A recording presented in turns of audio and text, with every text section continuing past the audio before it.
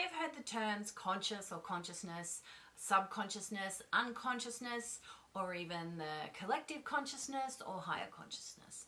But what does all this mean, especially with regards to spirituality? My name is Liz Watt. Welcome. I talk about how to integrate work, life, and spirituality so that you can live on your terms and ultimately create a better world. If that's something you're interested in, make sure you subscribe. Today, I'm going to look at all the different ways that the term consciousness is used in spirituality and help you gain a clearer understanding of what these mean. To understand what different aspects of consciousness mean in spirituality, we're going to start at the very beginning and work through them one at a time. We refer to consciousness as the state of being aware of and responsive to surroundings. We refer to unconsciousness as the state of not being awake and not aware of and responding to surroundings. So when we consider this in terms of the physical human body or traditional medical terms, a conscious person is physically awake and moving and going about and living their lives. An unconscious person is physically asleep or knocked out, and while they're alive and their body is functioning, they are unaware of what is going on around them. Their body is just existing and functioning without them being aware or realizing. In spiritual terms, this goes a step further or deeper. A conscious person in spiritual terms refers to someone who is mentally aware of and responsive to their surroundings in an objective way. A conscious person is able to see the world for what it really is, not what you think it is, or you think it should be, or what you want it to be, or have been told it is. It's about considering different perspectives and views and a range of information and taking the objective higher view that considers all these aspects together and finds the actual truth. To live consciously as a spiritual practice is about seeing the world objectively and living your life and making choices and decisions in a way that considers you and everyone and everything else as part of a much bigger whole. So this could include consideration of the impact of your choices and decisions on the ecosystems of the planet and other species such as plants and animals, and even the impact on other human beings. Examples of this could be to choose to be a vegetarian based on the processes and conditions that animals are subjected to during their life and death.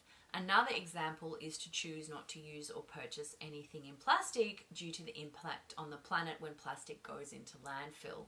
It could also mean choosing not to purchase certain products which are manufactured unethically or that exploit workers as human labor in certain countries. An unconscious person in spiritual terms refers to someone who has no real sort of mental awareness and does not consider or respond to their surroundings other than in a narrow, subjective, personal and self-interested way. An unconscious person maintains a very specific and sort of narrow view of the world that serves and supports their own personal agenda and identity about who they are, what the world is or should be, or what they would like it to be. An unconscious person cannot or will not see the world or their surroundings from an open, objective perspective, even when it's directly in front of them. An unconscious person in spiritual terms is someone who lives their life without consideration for anyone or anything other than their own welfare or well-being and their own interests. They purchase and consume with no consideration of where these products or things have come from or will end up after they finish with them, as long as it serves them in a particular moment.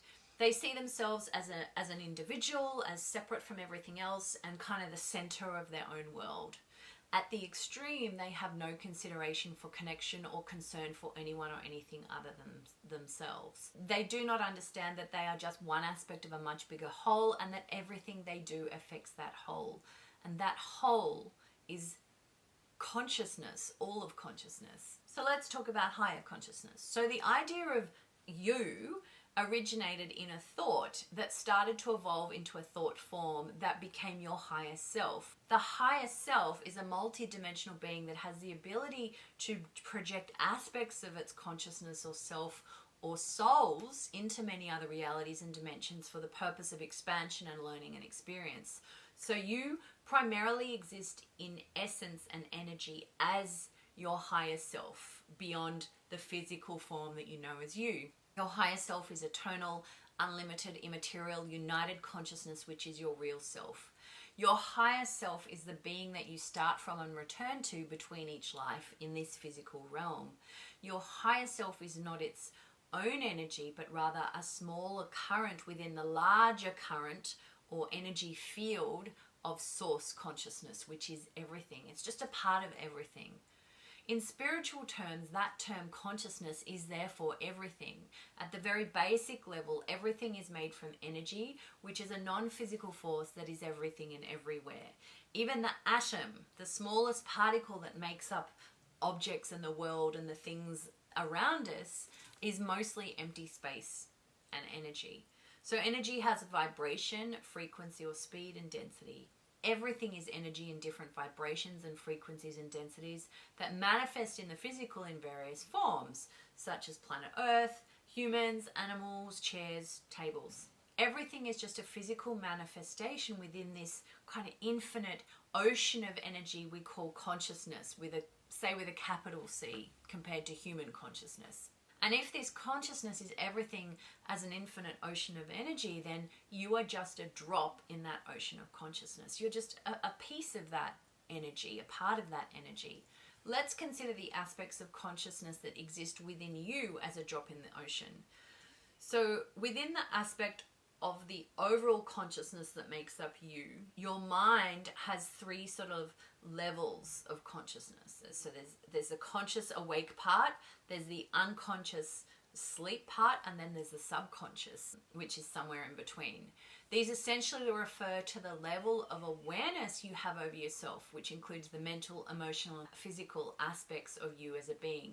The conscious mind or ego is approximately 10% of what's going on in here. It's the awareness at the present moment. So only 10% of you is aware of what's happening.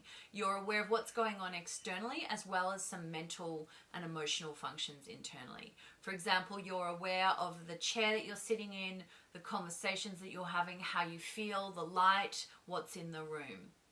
The subconscious mind is the next level down, and it's approximately 50 to 60%.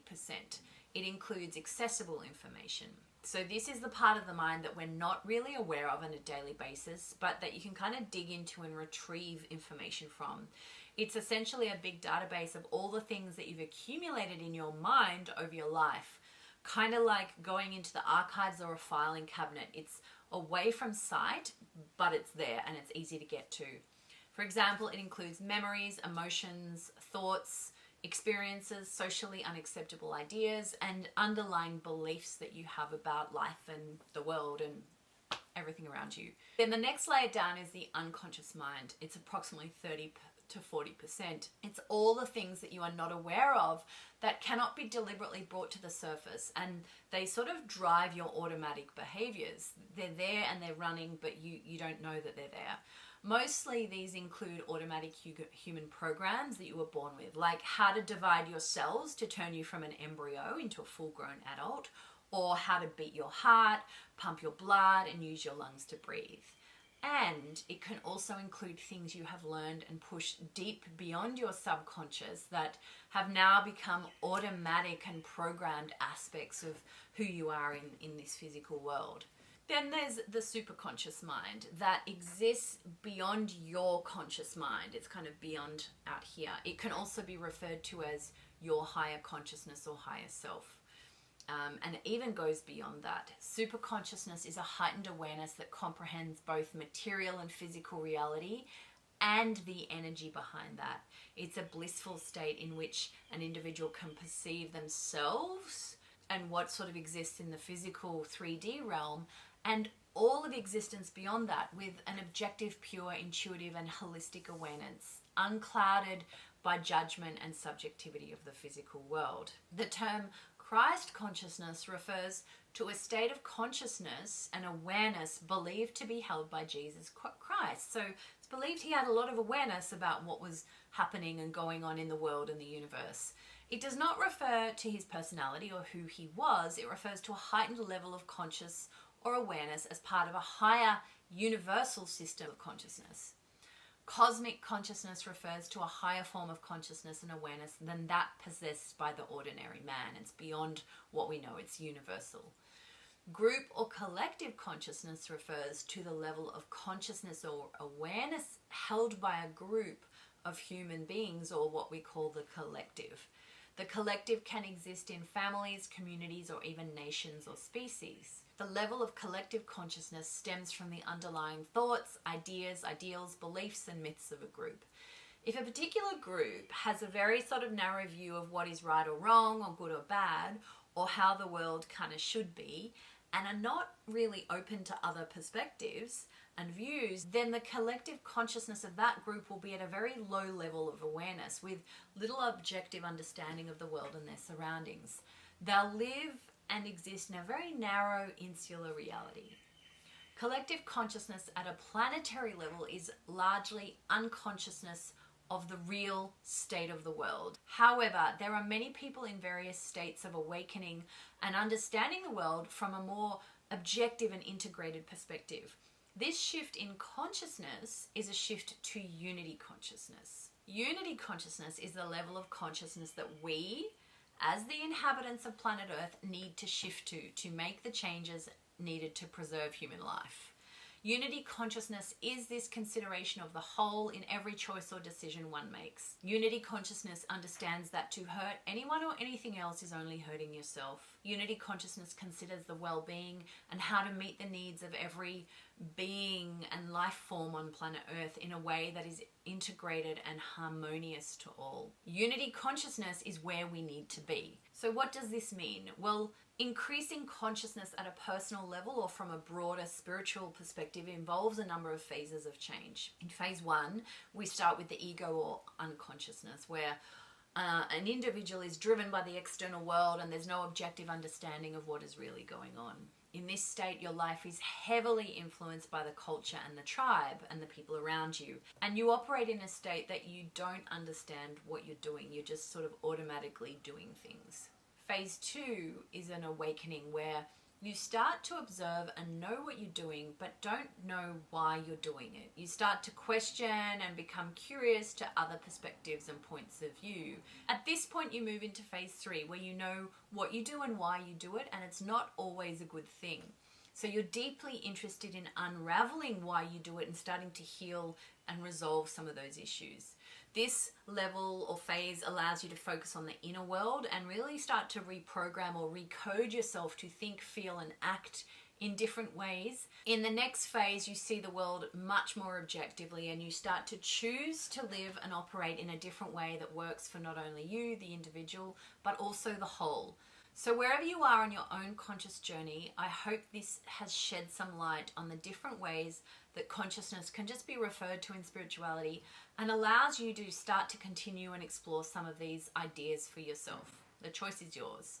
If you have any questions or further thoughts about consciousness and spirituality, I'd love to hear about them in the comments. If you want to know more, then make sure you hit the notification button and consider subscribing.